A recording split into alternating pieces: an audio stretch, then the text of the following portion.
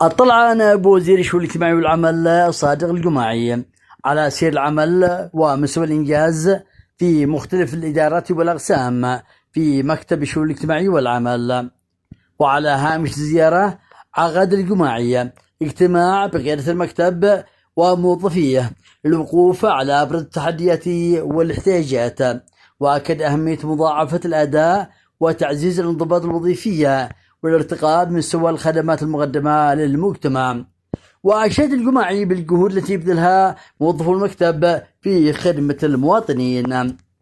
استمع نائب الوزير من مدير عام الشؤون الاجتماعي والعمل عبد الحكيم الغيسي إلى شرح حول مستوى الإنجاز الأنشطة والبرامج المختلفة وأهم وأبرز الصعوبات التي تواجه سير العمل. معالي الوزير منذ بدء جاء إلى الوزارة آخر الخمسة الأشهر أو الأربع الأشهر الماضية لديه رؤية في تطوير أداء الوزارة، شعارها الشفافية والحوكمة والرقمنة، تنظيم أدائها على مستوى ديوان الوزارة وعلى مستوى الفروع التي تتواكب مع ما وصل إليه الآخرين في علم الإدارة وفي علم الرقمنة.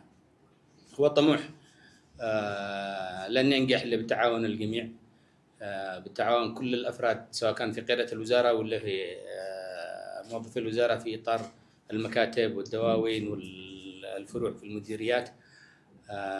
أنا حقيقة اليوم يعني مرت على كل الأقسام اللي هي موجودة هنا، ما تقوم به محافظة مأرب حقيقة خلال الفترة الماضية عمل جبار، احتوائها على كثير من النازحين، استوعبت كثير من النازحين من الحرب، قدمت لهم كل المساعدات الممكنة، حاولت استيعاب كل الحالات اللي هي موجودة الآن.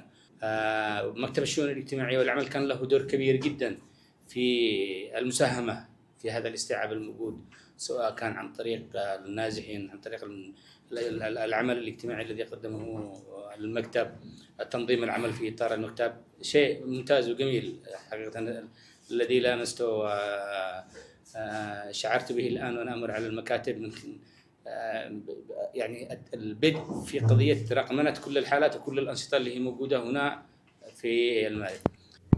أكد الاجتماع أهمية تعزيز العمل المؤسسي وتطوير القدرات الإدارية والفنية وجودة الخدمات المقدمة للمواطنين والمجتمع. لقناة عدن الفضائية محمد القداسي، محافظة مأرب.